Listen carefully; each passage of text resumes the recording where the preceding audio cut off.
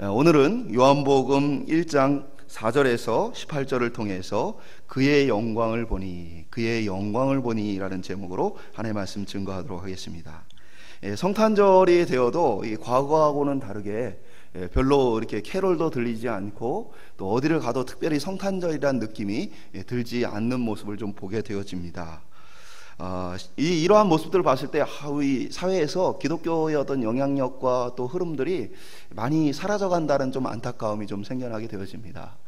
오늘 저희들로부터 시작해서 성탄의 기쁨을 주변의 분들과 잘 나눌 수 있는 저희들 되길 소망합니다. 작은 선물이라도 준비해서 이 성탄을 축하하고 또 주변 사람들에게 복음을 전할 수 있는 귀한 기회가 되길 소망합니다.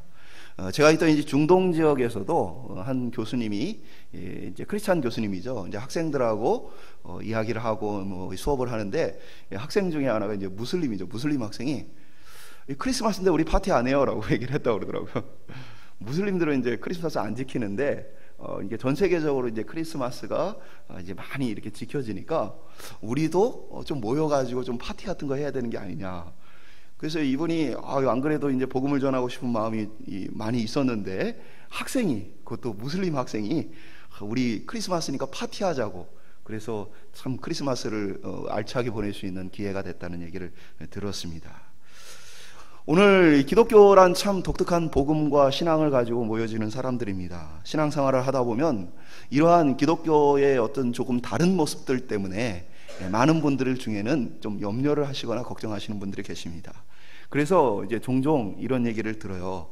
교회는 다니는데 너무 빠지지 말고 적당하게 다니면 좋겠다라는 조언을 주변에서 많이 합니다.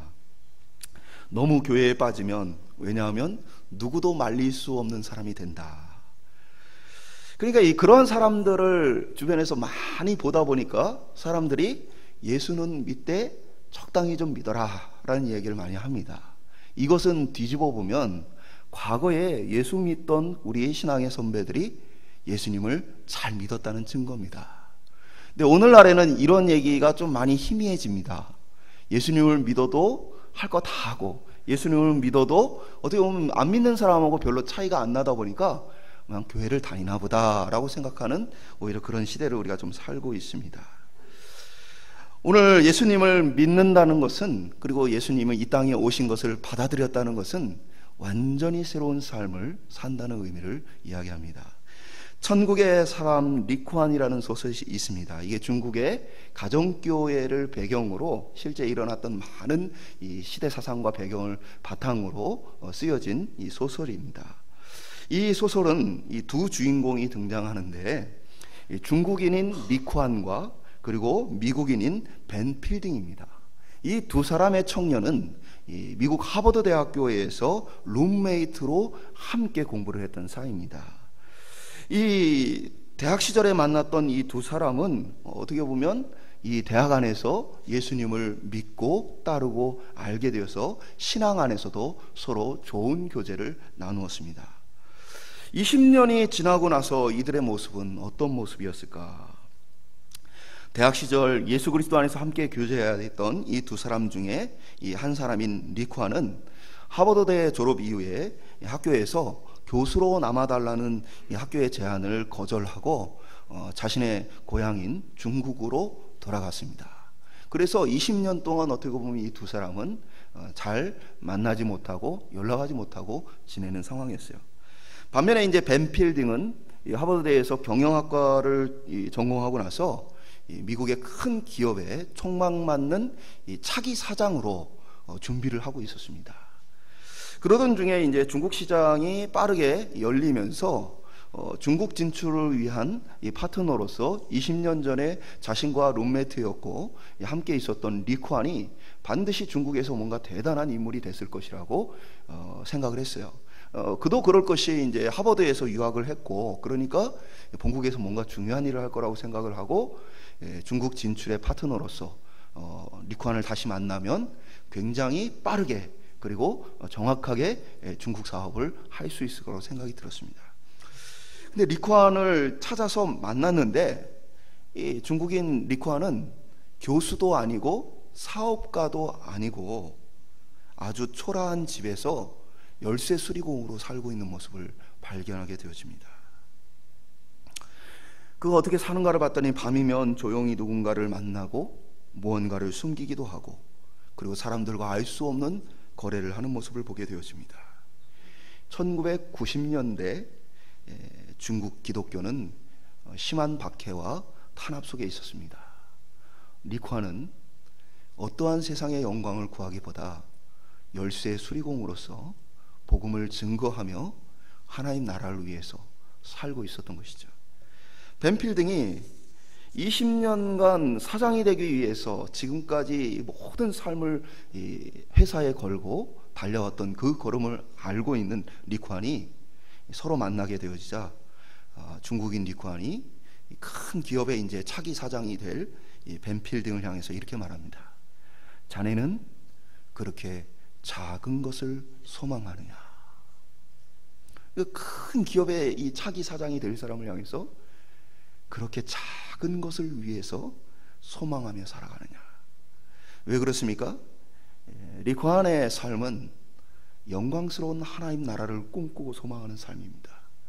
그러나 벤필딩의 삶은 세상에서 하나의 어떤 큰 기업의 사장이 되는 아주 작은 꿈을 가지고 살아간다라고 이야기한 것입니다. 리ኳ안을 만난 벤필딩은 다시 한번 하나님의 사람으로 변화받는 이야기가 이 소설에 기록이 되어져 있습니다.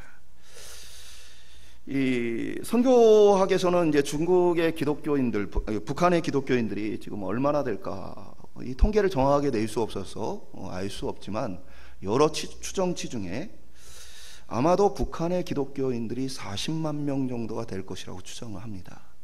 그리고 그 40만 명 중에 4만 명은 포로 수용소에, 정치범 수용소에 예수를 믿는다는 이유로 갇혀서 나오지 못하고 그곳에서 죽어가고 있는 상황을 맞고 있습니다.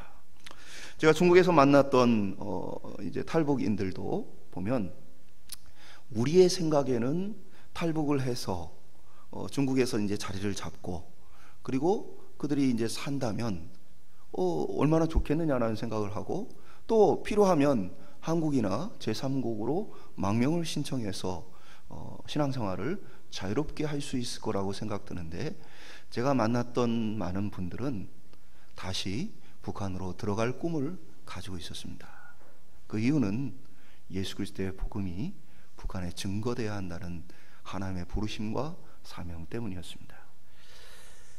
우리가 생각할 때는 왜 그곳으로 다시 가냐라고 생각하겠지만, 예수를 믿기 때문에 예수님의 명령을 거부할 수 없는 기쁨으로 기꺼이 그것을 순종하여 따라가는 하나님의 사람들의 모습을 보게 되어지는 것입니다. 무엇이 그들을 그렇게 살게 했는가? 억압받는 곳에서 리ኳ안이 모든 성공을 뒤로하고 열쇠 수리공으로 살아가야 하는가? 많은 어떻게 보면 신앙의 자유가 있는 수많은 땅들을 향해 이제 자유롭게 살 수 있는데도 불구하고 왜 목숨을 걸고 다시 북한 땅으로 그들은 들어가고자 하는가? 무엇이 그들을 변하게 하였는가? 바로 그들은 오늘 본문이 말하고 있는 예수 그리스도의 영광을 본 사람들입니다. 예수 그리스도의 영광을 보니까 세상의 것들이 시시해 보이는 것이죠. 리ኳ안이 말한 것처럼 자네는 겨우 그렇게 작은 것을 소망하며 살아가는가? 예수를 만난 사람들 눈에는 세상이 작아 보이고 세상이 시시해 보이는 것이죠. 하나님, 온 세계와 만물과 온 우주를 창조하신 하나님의 영광을 바라본 자들의 반응은 그와 같습니다. 만약에 오늘 우리가 아직까지도 예수를 믿었다 하면서도 세상에서 조금 성공하고 세상에서 조금 잘 되어가는 모습을 보며 아, 대단하다라고 여긴다면 사실은 아직도 한참이나 예수님을 알지 못하고 그 영광을 경험하지 못한 것이죠. 오늘 세상에서는 우리가 크지 않고 세상의 사람들은 알지 못하지만, 그러나 믿음의 눈으로 보고 신앙의 눈으로 보면 우리는 위대한 하나님을 만나고 경험하고 그의 명령과 부르심을 따라 살아가는 위대한 하나님의 사람인 줄을 믿습니다. 우리 옆에 있는 분들에게 함께 격려했으면 좋겠습니다. 당신이 위대한 사람입니다. 오늘 요한이 많은 사람들에게 증거하였던, 많은 그리스도인에게 증거하였던 예수 그리스도의 영광이 무엇인지, 성탄절을 맞아서 주님이 이 땅에 오신 것을 함께 기념하는 오늘, 주님의 오심을 다시 돌아볼 수 있는 이 시간 되기를 소망합니다. 첫 번째 따라 보겠습니다. 육신이 되신 영광. 오늘 본문 14절에서는 말씀이 육신이 되었다라고 표현을 합니다. 이 마태복음이나 이렇게 다른 이 성경들과는 달리 이 요한복음은 유대인이 아닌 이방인들을 대상으로 쓰였습니다. 요한복음이 기록되었던 것과 이제 연관을 지어보면 요한계시록도 요한이 기록하게 되어지는데 그 수신자가 누굽니까? 바로 이 소아시아의 7교회, 이방인들 교회입니다. 그러니까 이 요한복음과 요한계시록은 이방인들을 향한 이 사도 요한의 가르침이라고 우리가 이해를 할 수 있습니다. 그런데 이 이방인들에게 쓰기에는 아주 독특한 표현이 나옵니다. 오늘 이 요한복음에서는 예수님을 말씀이라고 표현을 합니다. 예수님을 말씀이라고 표현하는 것은 다른 성경에서는 나타나지 않는 부분입니다. 그리고 무엇보다 이 말씀이란 표현을 들었을 때에 이방인들은 상당한 충격과 괴리감을 갖게 되어집니다. 이 말씀이란 표현은 로고스란 단어인데 이 단어는 헬라의 철학에서 쓰는 단어입니다. 이 단어는 헬라 사람들에게는 말씀이 육신이 되었다, 로고스가 육신이 되었다, 이거는 도저히 받아들일 수 없는 사상입니다. 왜냐하면 헬라 사람들, 당시에 이 그리스 사람들의 철학은 육과 영을 철저하게 구분하고 영은 거룩하지만 육체는 더러운 것으로, 그리고 온갖 죄악과 부도감이 있는 것으로 여겨왔습니다. 그렇기 때문에 로고스, 그 말씀이, 그 지혜와 능력이 육신이 되었다라는 것은 말이 안 되는 것이요. 실제로 사도 바울이 이 아테네에서 복음을 증거할 때에도 예수 그리스도의 부활하심을 증거하게 되었을 때 많은 사람들이 그 자리를 떠나버립니다. 왜냐하면 받아들일 수 없는 것이죠. 그들이 생각할 때에 인간이란 영과 육이 함께 있다가 정말 이제 죽음을 맞이하게 되면 이제 영이 육체로부터 벗어나서 자유롭게 되어지는 그러한 것을 그들이 믿고 있는데, 다시 사람이 부활해서 육체의 어떠한 구속 속에 이 인간의 영혼이 갇힌다라는 것은 오히려 퇴보하는 것이고 잘못되는 것이라고 그들이 생각해 왔어요. 그러한 생각을 갖고 있는 그들에게 말씀이, 로고스가 육신이 되었다? 그것은 영광스러운 의미가 아니고 아주 부적절하고 잘못됐다라고 생각할 만한 것입니다.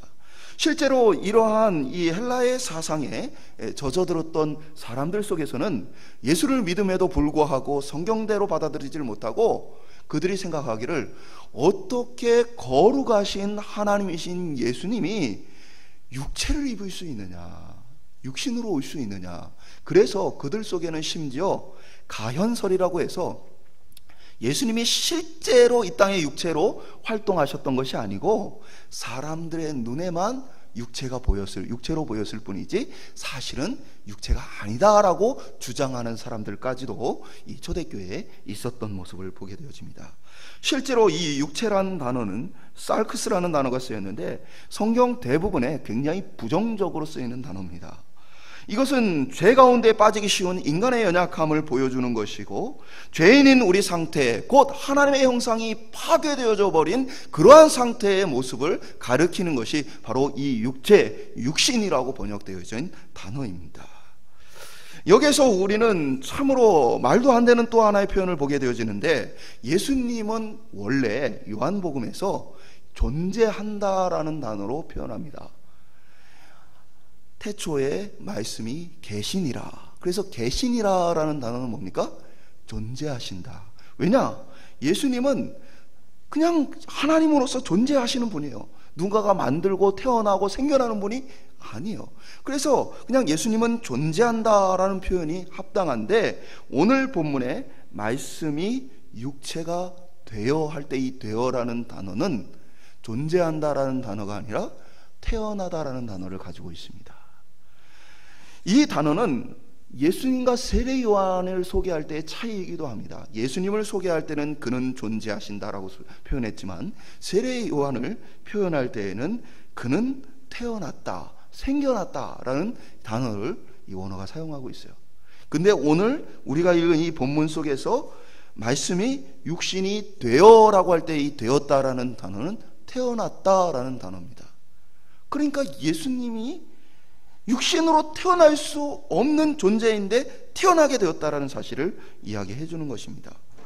빌립보서 2장 6절에서 8절은 이렇게 고백합니다. 그는 근본 하나님의 본체시나 하나님과 동등됨을 취할 것으로 여기지 아니하시고 오히려 자기를 비워 종의 형체를 가지사 사람들과 같이 되셨고 사람의 모양으로 나타나사 자기를 낮추시고 죽기까지 복종하셨으니 곧 십자가에 죽으심이라. 하나님이신 예수님이 사람이 되셨다라고 기록을 하고 있는 거예요. 루아 커피라고요. 커피 좋아하시는 분들은 이제 이 사양 고양이가 커피 원두를 먹고 싼 이 똥인데요. 사실은 이거를 굉장히 귀한 것으로 여깁니다. 그래서 굉장히 비싸요.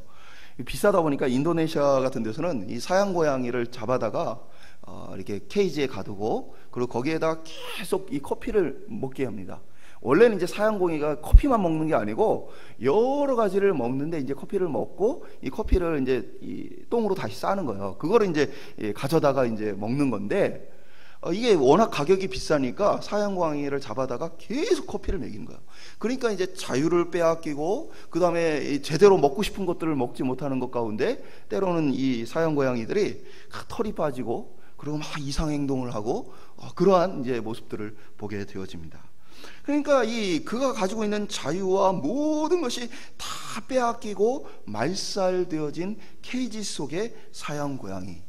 제가 왜 이 말씀을 드리냐면 신으로서 하나님으로서의 모든 권세와 능력을 가진 예수님이 인간의 육체 가운데 거하신다는 것은 사양 고양이가 이 케이지에 갇혀 자유를 속박받고 하고는 비교할 수 없는 정도의 고통과 낮아짐이란 얘기예요.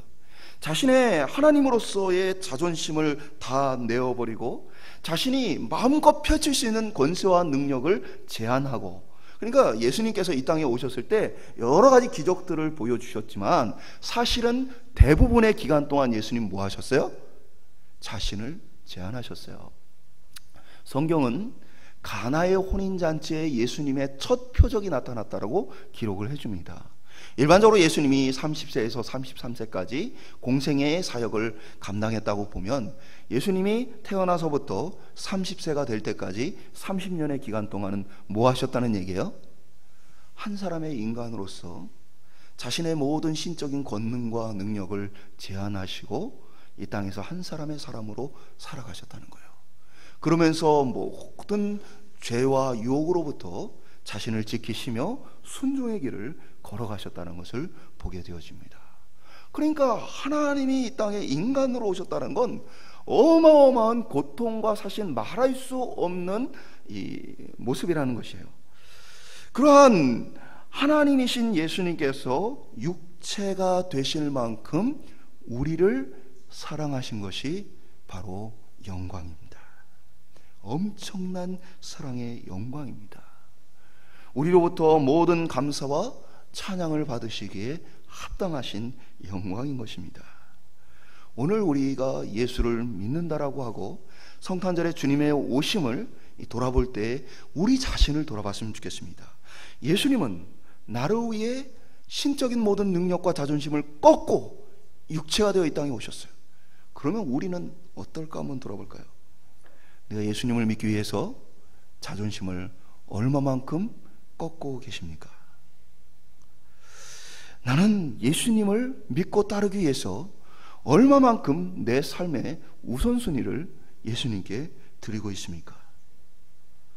나는 내가 하고 싶은 것, 내가 원하는 것을 얼마만큼 예수님을 위해 내려놓고 살아가십니까? 내가 하고 싶은 말과 내가 때로는 성질 부리고 싶은 것을 얼마나 꺾어서 예수님을 따라가고 있습니까? 오늘 주님이 우리를 위해 오셔서 보여주신 이 육신이 되신 놀라운 영광을 우리가 조금이라도 닮을 수 있기를 주님의 이름으로 축원드립니다. 예수님의 그 영광을 바라본 우리가 그 예수 그리스도를 위해서 우리 자신의 영광을 버릴 수 있기를 주님의 이름으로 축원드립니다. 두 번째 따라해 보겠습니다. 은혜의 영광. 예수님 안에는 은혜와 진리가 충만하다라고 오늘 본문이 기록을 하고 있습니다. 은혜란 무엇입니까? 값없이 주는 것입니다. 자격 없는 자에게 주는 것입니다. 은혜란 그렇게 흘러가는 것입니다. 그러니까 우리가 예수 그리스도로부터 구원받을 만한 또는 사랑을 받을 만한 자격이 없는데 우리에게 주어졌기 때문에 그것을 우리는 은혜라고 표현을 합니다. 그런데 그 은혜에 대해서 16절은 우리가 다 그의 충만한 데서 받으시니 은혜 위에 은혜로라. 그 은혜가 얼마나 부족함이 없고 충만한지, 은혜를 주셨는데 은혜 위에 은혜다. 은혜가 오고 다음에 또 은혜가 온다라는 표현이에요. 우리의 삶에 은혜가 떨어지지 않도록 계속해서 부어주시는 이 은혜를 이야기를 하고 있는 것입니다. 그런데 이 은혜란 누구를 위한 은혜요? 죄인을 위한 은혜입니다. 이 땅에 사람이 가지는 큰 사랑에 대해서 예수님이 이렇게 말합니다. 요한복음 15장 13절에 보면 사람이 친구를 위하여 자기 목숨을 버리면 이보다 더 큰 사랑이 없나니 라고 기록합니다. 이 땅에서 사람이 보여주는 그 사랑은 자신의 친구를 위해서 자신의 생명을 던지는 것이다 라고 얘기를 했어요. 근데 만약에 우리에게 이런 요구가 있다고 보세요.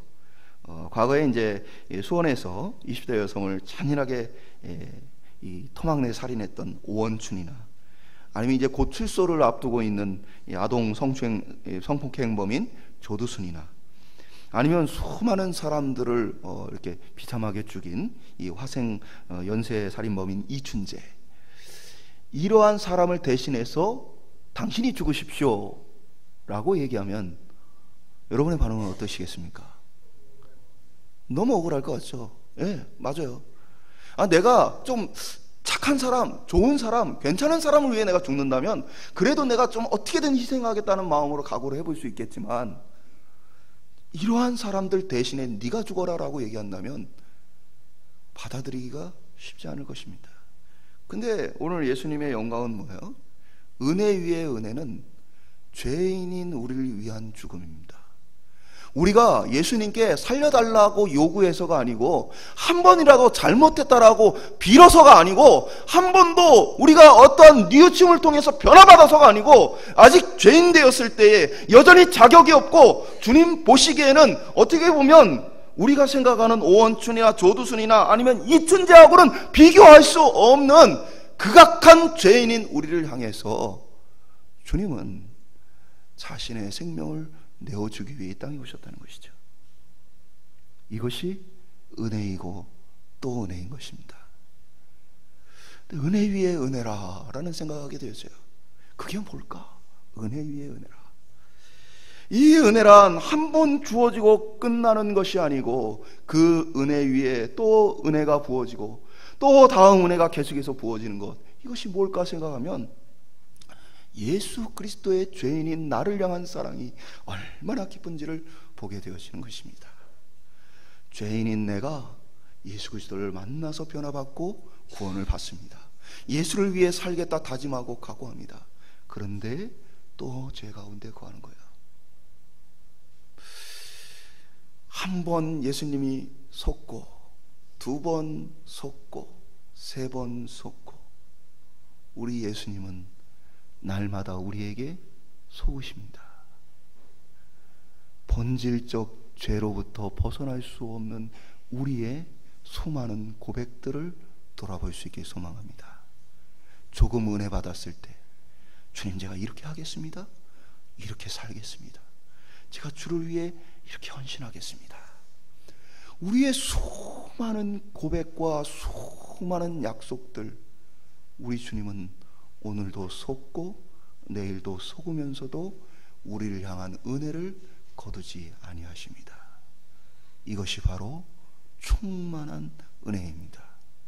어떻게 보면 이 깨진 돛과 같이 끊임없이 새나가 버리는 우리의 모습 속에 끝없이 은혜를 부으시는 이 주님의 오심이 우리에게는 기쁨과 영광이 되어지는 것입니다.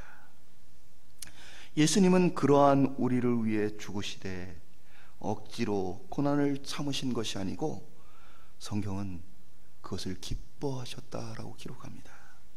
억지로 십자가를 지신 것이 아니고 그 부끄러움을 개의치 아니하실 만큼 기뻐하셨다라고 고백을 합니다. 그것이 은혜 주신 예수 그리스도의 영광입니다. 우리가 은혜를 입고 사랑을 입었는데 우리는 뭘 하고 있습니까?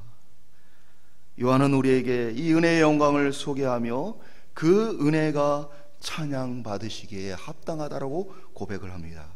오늘 우리가 우리 예수 그리스도를 찬양할 이유가 있다면 바로 이 은혜 때문입니다.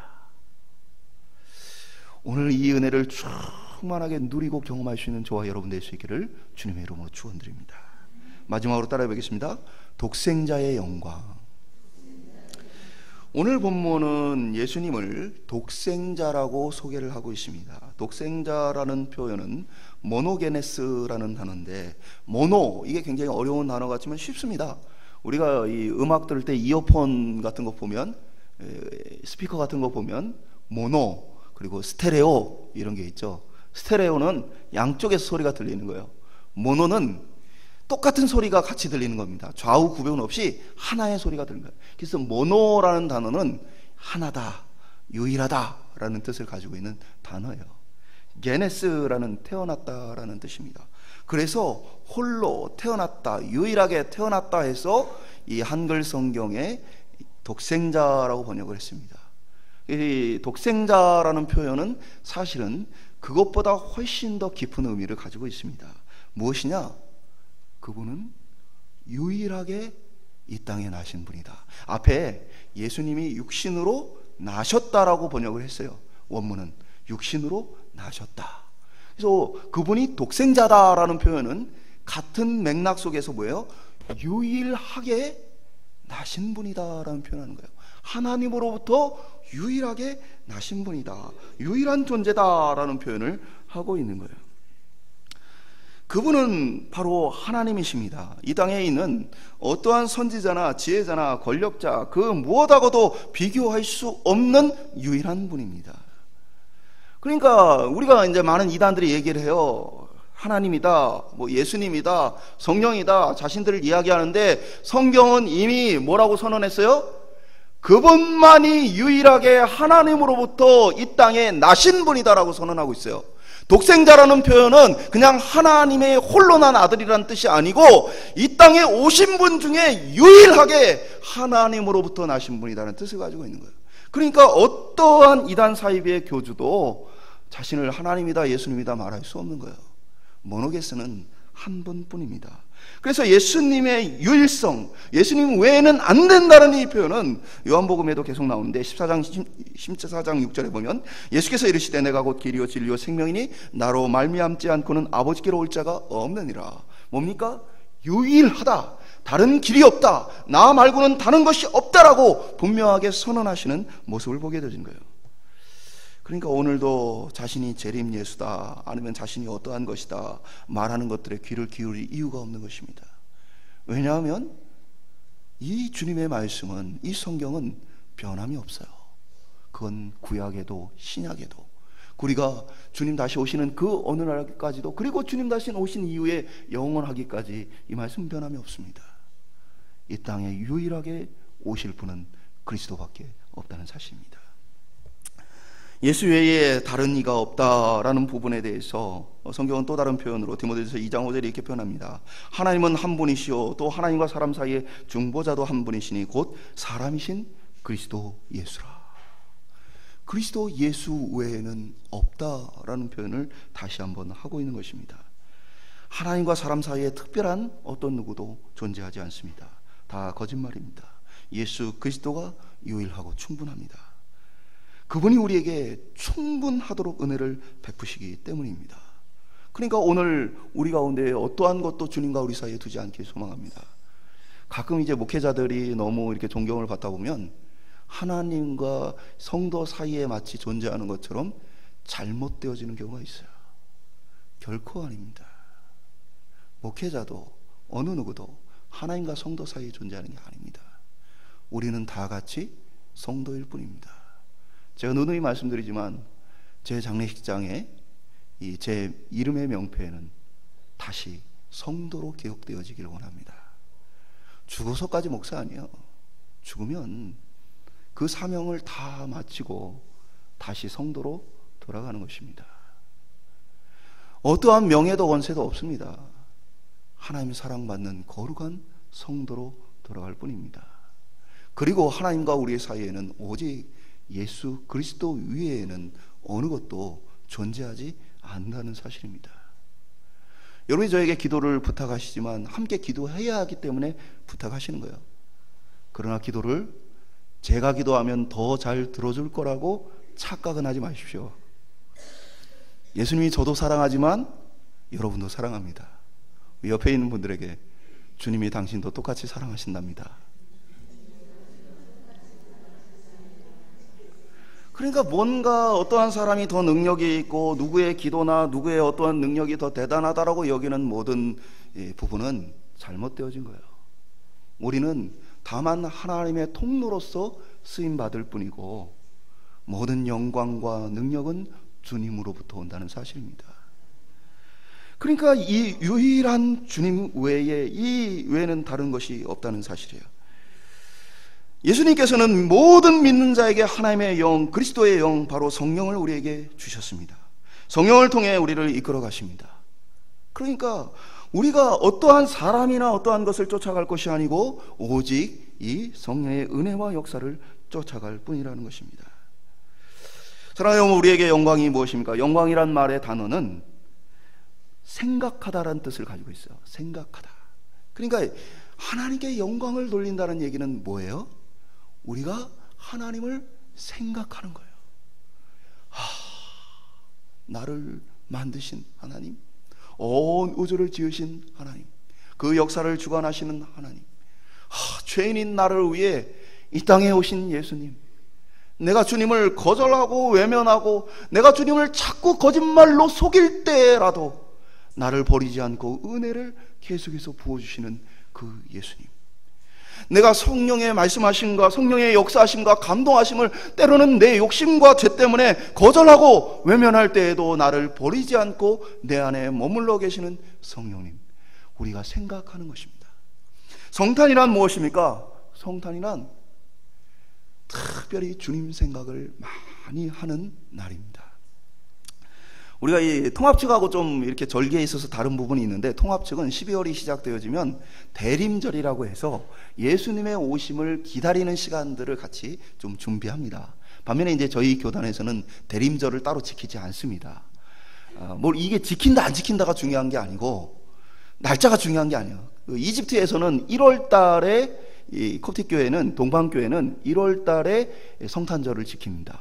그러니까 날짜가 중요한 게 아니에요. 왜 이 교회의 이 달력에 이 성탄절을 넣어놓고 기념하도록 하느냐? 그날만큼은 성도들이 집중하여 예수님을 돌아볼 수 있도록 하기 위해서예요. 예수님 생각을 많이 하고 예수님이 이 땅에 오심을 돌아보고 성도들이 그것으로 말미암아 주님을 영광 돌릴 수 있도록 하기 위해서, 사실은 매 주일이 예수님이 영광 돌리는 날이어야 되겠지만 인간이 연약하니까 이달만큼은 그래도 이렇게 해라, 이 달만큼은 그렇게 해라 라는 의미로 그렇게 지켜가고 있는 것이에요. 그 성탄절을 우리가 맞게 되어지는데요, 예수님 생각을 많이 했으면 좋겠습니다.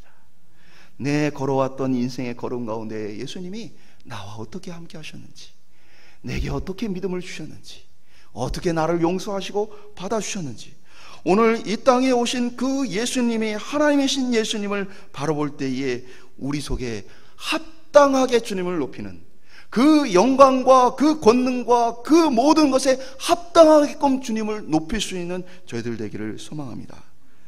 말씀을 맺도록 하겠습니다.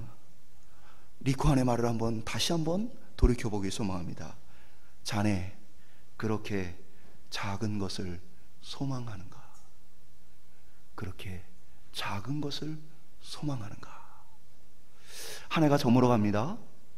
내년에 우리가 어떤 믿음과 각오로 살아갈지 말씀을 묵상하며 정하는 기간을 갖고 있습니다.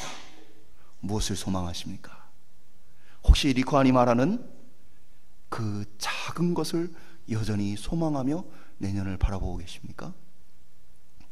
건강, 물질, 자녀들의 잘 되는 것, 내년에 인생의 여러 가지 어려움들이 극복되어지는 것, 그것도 우리가 하나님 앞에 기도하며 구해야 할 것입니다. 그러나 우리가 그것보다 더 열렬히 사모할 것이 있다면 예수 그리스도입니다. 내년 한 해 그렇게 작은 것을 소망하는 삶이 아니고 그리스도를 소망하고 묵상하는 한 해가 되어줄 수 있기를 소망합니다. 예수님은 우리 인생에 도움이나 주는 조언자가 아닙니다. 우리의 인생에 어려움을 해결해주는 문제 해결사만이 아닙니다. 우리가 어려울 때 도와주는 도우미도 아닙니다. 고민을 들어주는 카운셀러도 아닙니다. 예수님은 그 이상입니다. 그 모든 것을 넘어서 죄인인 우리를 자신의 몸과 피값으로 구원해 주신 분입니다. 그리고 오늘도 주님은 우리를 위해 간구하고 계시는 분입니다. 나는 등 돌리고 있고 나는 주님을 떠나 있지만, 그러나 그럼에도 불구하고 주님은 자신의 자존심보다도 자신의 어떠한 것보다도 우리를 사랑하셔서 여전히 우리를 위해 이 땅에 우리를 위해 기도하고 계신다는 사실입니다. 이 주님을 묵상하고 생각하면서 예수님께 합당한 영광을 돌리는 성탄을 맞길 소망합니다. 우리 옆에 계신 분들에게 예수 믿기를 포기하지 맙시다. 마지막으로 한마디 더 하는데요, 내년에는 함께 예수님 생각하고 예수님에 대한 말을 좀 많이 하고 살아갑시다.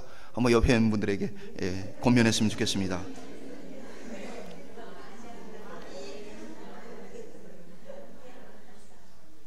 교회 왔을 때 지난주 뭐 했니? 오늘 뭐 했니? 많은 얘기하기 전에 예수님부터 튀어나오시는 우리 성도들에게 소망합니다. 예수님, 예수님, 예수님. 우리의 대화 속에 그 주님이 날마다 떠오르고 영광받아서 성탄의 이 기쁨이 내년 한 해 계속해서 주님 오심으로 기뻐하는 저희들의 새로운 한 해도 되어지기를 축원드립니다.